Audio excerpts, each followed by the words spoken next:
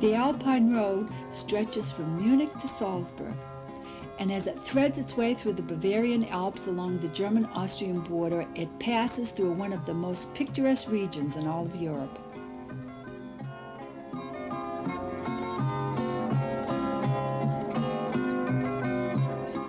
In addition to the splendid scenery, the area contains many significant historical monuments and has a rich cultural heritage.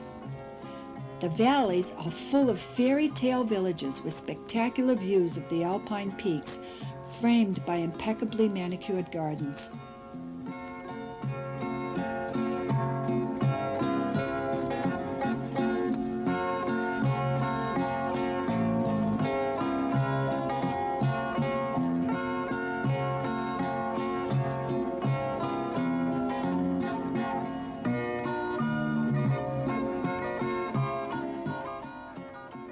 There are many castles as well, including the famous Von Trapp Castle near Salzburg, which was featured in the film The Sound of Music.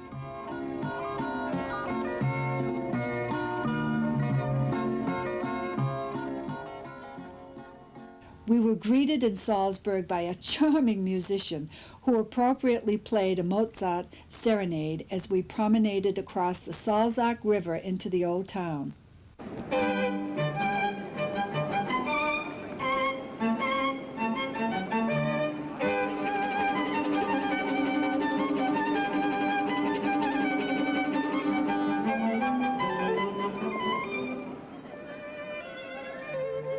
The castle rises above the roofs and belfries of the town, which annually honors its most famous son, Wolfgang Amadeus Mozart. Mozart was born here on January 27, 1756. For centuries, Salzburg was a cultural center, as well as the source of religious and political power and influence.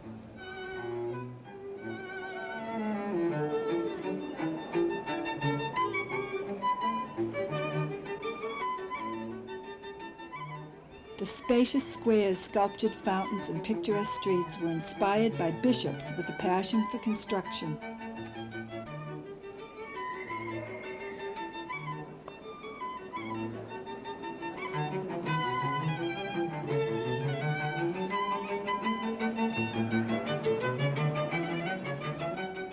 Contemporary artists could be seen everywhere working in the shadows of the charming old wrought iron symbols, which still serve to identify various shops and crafts.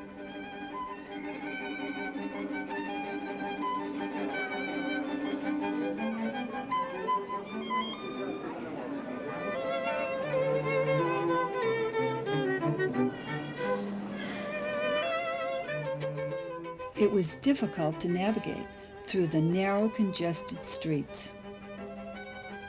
In every direction, there were more people, animals, and cars.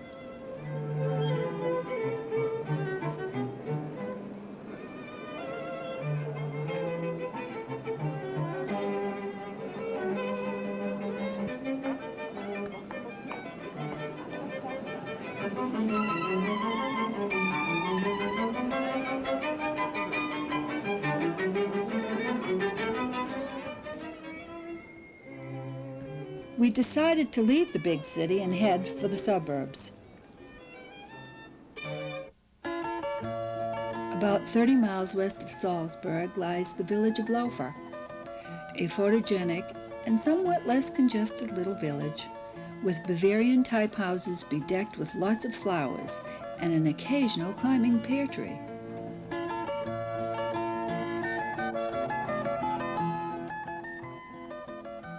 Laufer, like most villages along the Alpine Road, has well cared for houses, manicured gardens,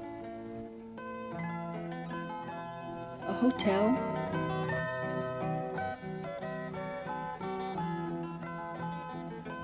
a Rathaus or city hall,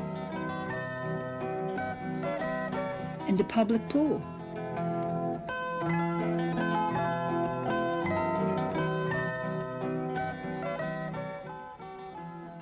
Almost every room for rent in the village has a spectacular view and is within walking distance of a bakery shop where fresh pastries may be purchased every morning, except Sundays, that is.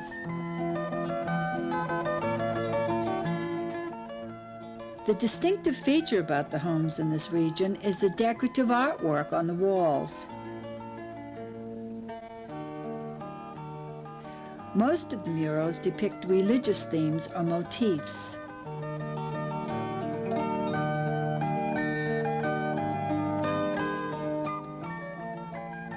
In Oberammergau, Germany, there were larger and more elaborate murals. This village was spared the horror and the ravages of the plague of 1632. In gratitude for this miracle, the citizens of Oberammergau participated in a presentation of the Passion of Christ.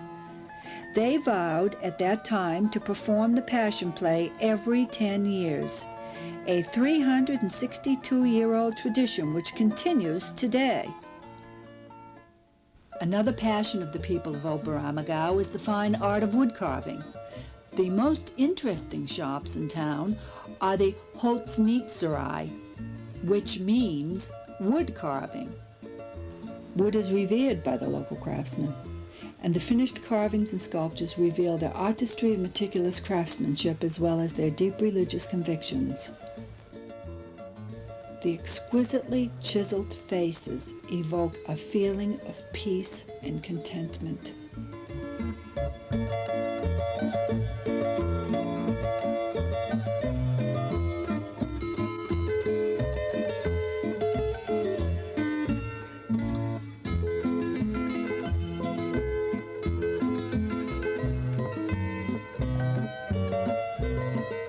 Even the murals pay homage to the woodcarver's art. Oberammergau is a feast for the eyes as well as the soul.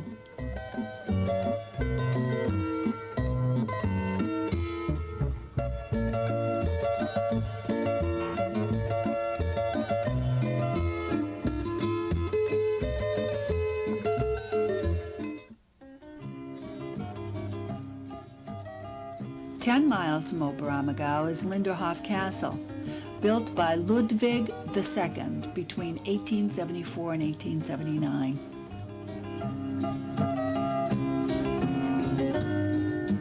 The pools, cascades, and terrace gardens have been laid out in Italian villa style. The magnificent flowers and fountains are an unexpected delight in the midst of the Alpine countryside.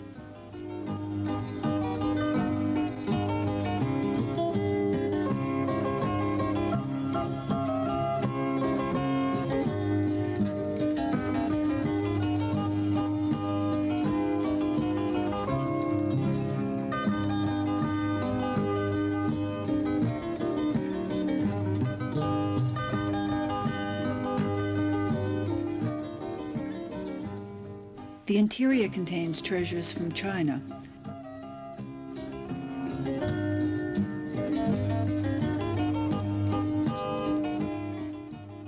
A magnificently appointed bedroom,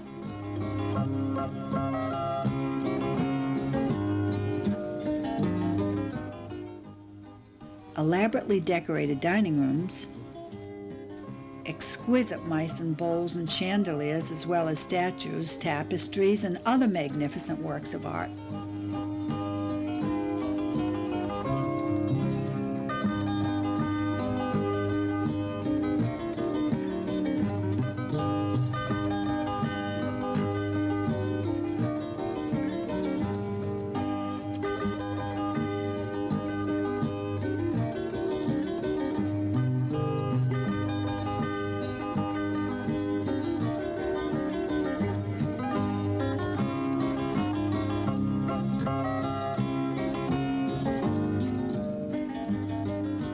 The Venus Grotto is an extravagant man-made papier-mâché and cement cavern. A boat in the shape of a conch shell floats on a lake in front of a stage designed for performances of Wagnerian operas. What an imagination!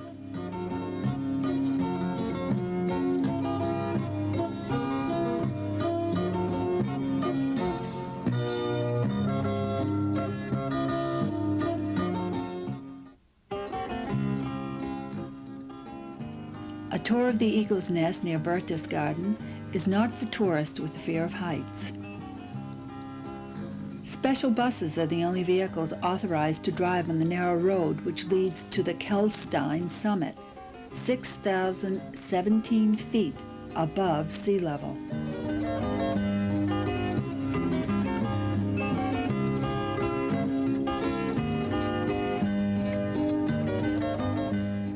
The road, which is carved into the mountain, is 4.5 miles long and took 3.5 years to complete.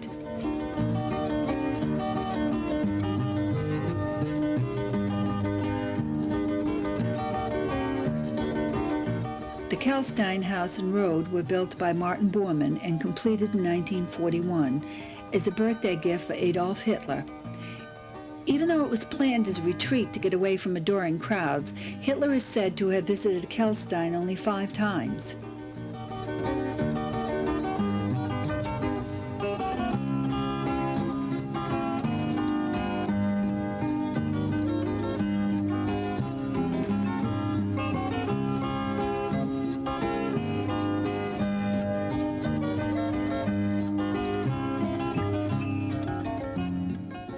A 360-foot tunnel dug straight into the mountain leads to an elevator which then takes you up another 300 feet to the summit.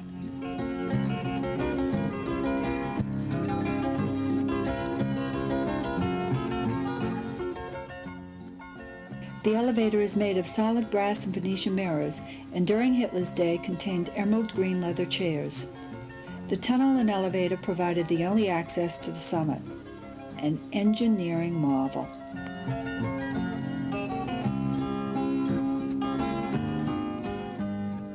Today, the Kelstein House is a mountain inn offering, in addition to good food, a magnificent panorama of the majestic alpine landscape.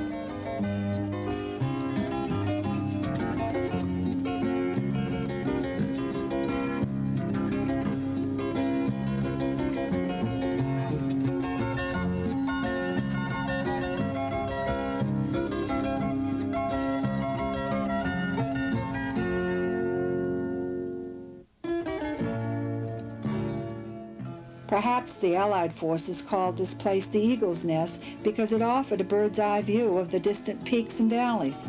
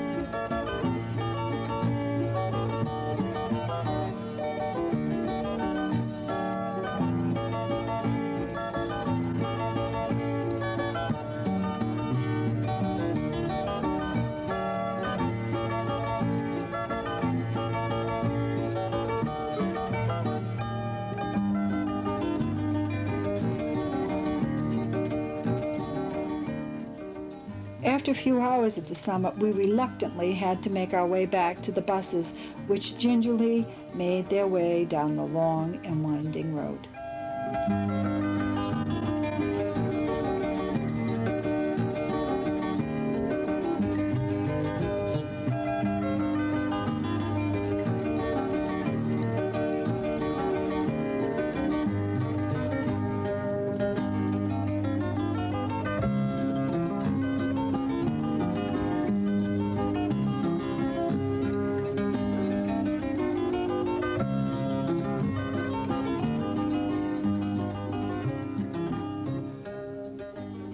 As we drove east towards Vienna, we reached the end of the Alpine Road.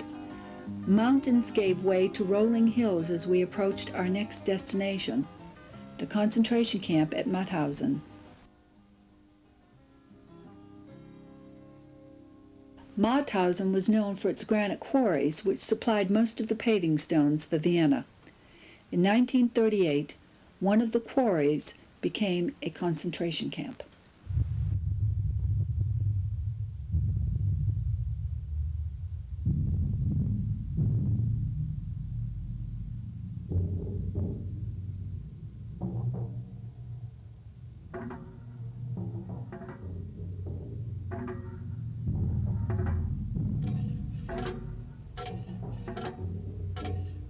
The quarry was one of the principal reasons for erecting a concentration camp in Mauthausen.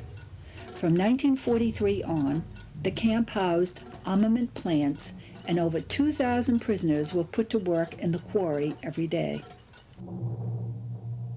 In 1938, the majority of prisoners were criminals. By 1941, thousands of political prisoners had been sent from Poland, Spain, Czechoslovakia, Jews from the Netherlands, Yugoslavia, Soviet Union, and Hungary.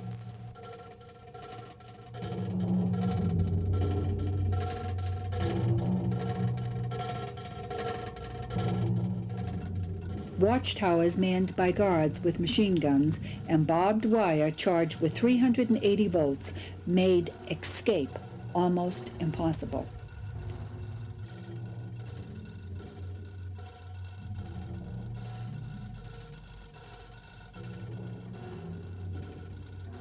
Mauthausen was a central or mother camp for all 49 subcamps throughout Austria. Prisoners were identified by the tags they wore on their chests. Jews had to wear a yellow Star of David, criminals wore a green triangle, political prisoners wore a red triangle.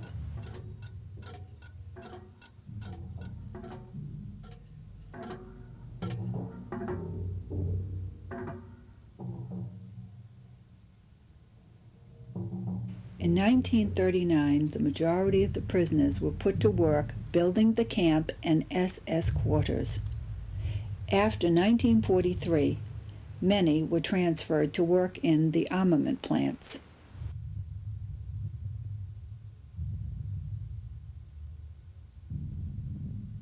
For the remaining prisoners, Heinrich Himmler had other plans.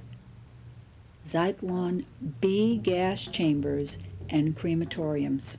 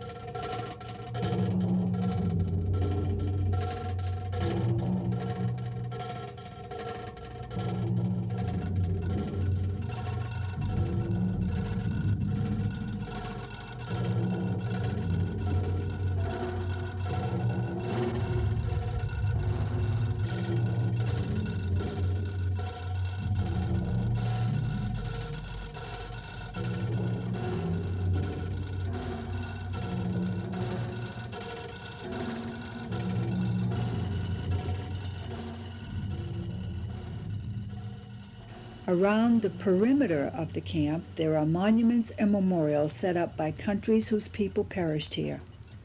As a museum, a worthy memorial, a place of warning and commemoration.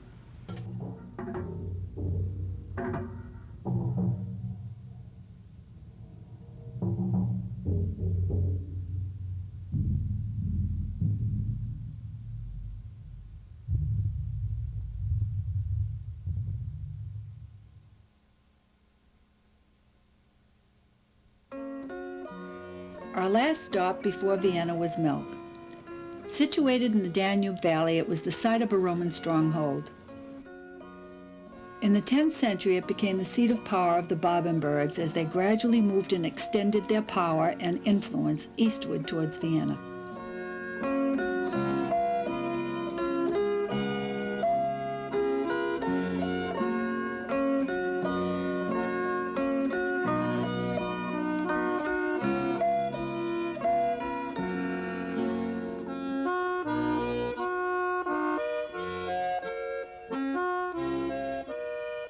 At the end of the 11th century, Leopold III von Babenberg handed over this castle to the Benedictines, who converted it into a fortified abbey.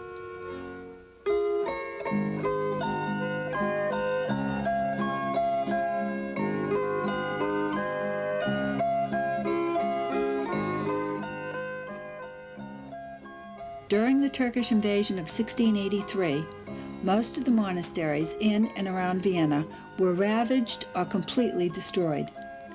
Melk was gutted by fire but was entirely rebuilt from 1702 onwards in the form it has kept till today.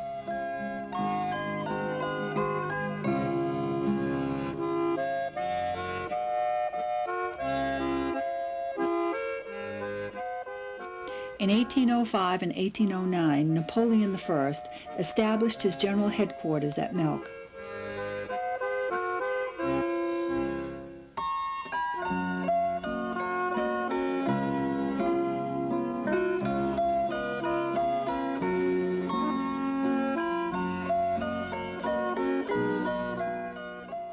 Over the years, the abbey has managed to preserve its valuable artistic treasures. It continues to play a major role in the cultural, religious, and educational life of the Austrians.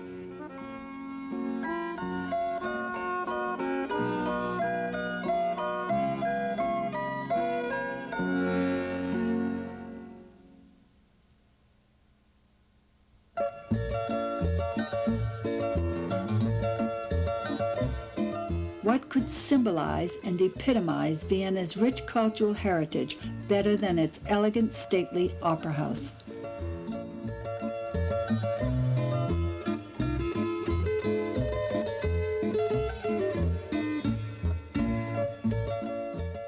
Monuments, such as this one dedicated to Johann Strauss, serve to remind us of Vienna's role as a cultural center.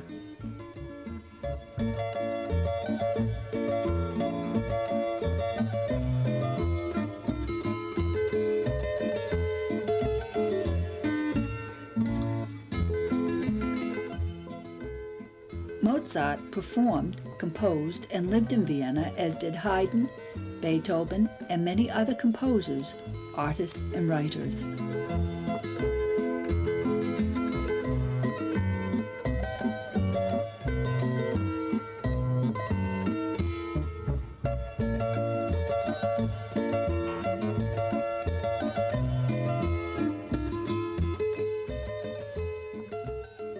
Likenesses of Empress Maria Theresa and other dignitaries adorn city squares and palace courtyards.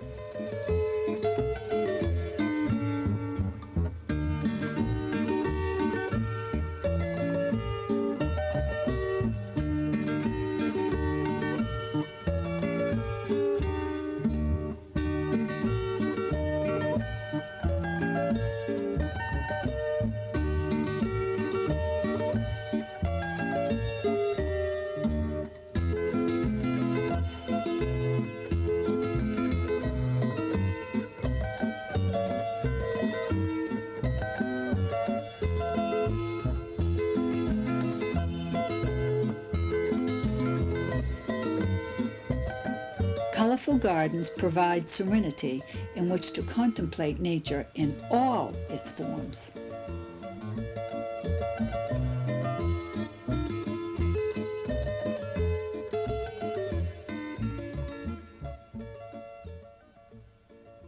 Vienna's subway system is clean, quiet, and efficient.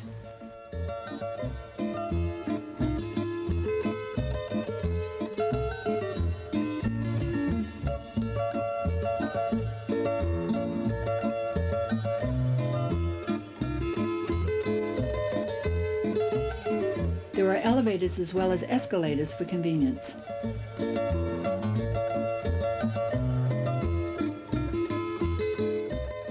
Since the entire system runs on the honor system, there are no gates or turnstiles.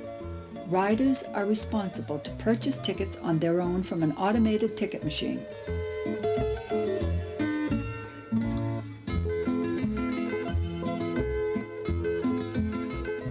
In the center of the old town in Stephansplatz is St. Stephen's Cathedral.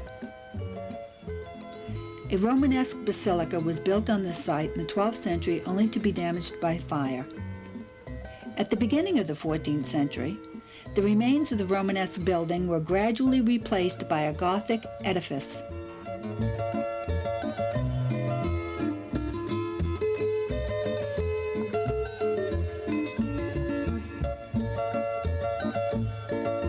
The belfry rises to a height of 450 feet.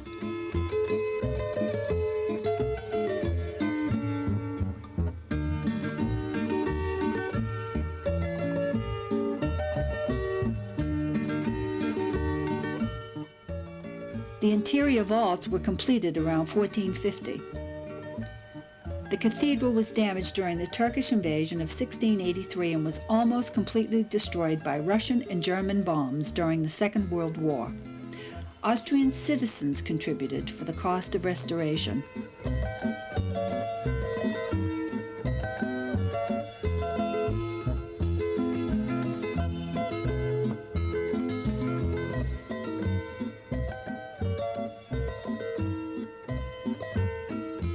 Stephansplatz is a popular meeting place for street musicians,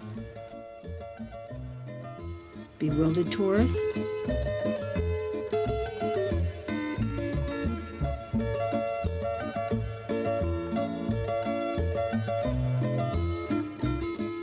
foreigners trying to figure out the monetary system.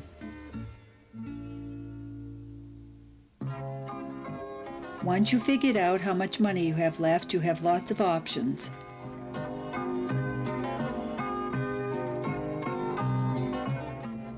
You can sit and eat.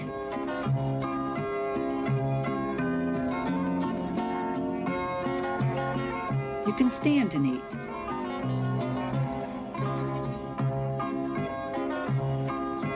Or if you're not hungry, there are pigeons to feed.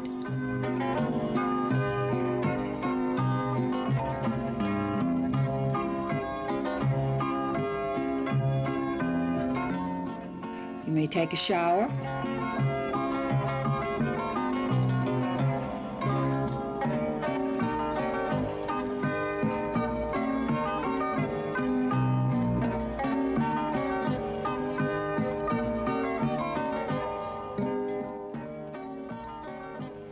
Take pictures of people and things.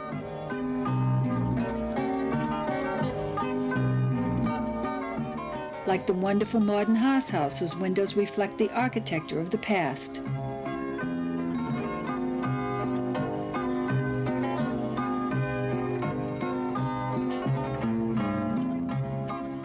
Or you can just sit, relax, watch the parade, and listen to the street musicians.